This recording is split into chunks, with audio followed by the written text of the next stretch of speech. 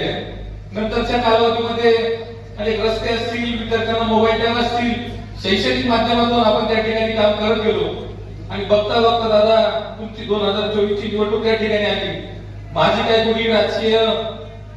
इच्छा नव्हती की मी काही काम करावं, परंतु दादा मलाच कळलं नाही तर तुमच्या प्रेमात मी कसा पडलो आणि त्या ठिकाणी मला असं जाणवलं की आपला दादा खऱ्या अर्थाने त्या ठिकाणी एकटा पडलेला आहे. आणि म्हणून मी त्या ठिकाणी मनापासून दादा मी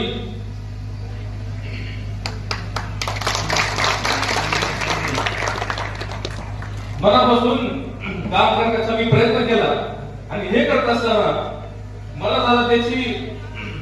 व्यवसाय करत असताना राजकारणात येऊ नये असा अनेक जणांचा संकेत होता, परंतु दादा तुमच्या प्रेमापोटी तुम्ही मला वेळोवेळी केलेली मदत, या भागामध्ये जे काही प्रश्न सोडवायचे त्याकरता तुमच्या माध्यमातून आलेली विकास कामं आणि मी शेवटी पाठी पुढे न पाहता तुमच्या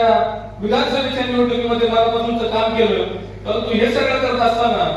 काही राजकीय षडयंत्र माझ्या बाबतीत दादा घडली गेली आणि मी ज्या माध्यमातून लोकांची सेवा करत गेलो,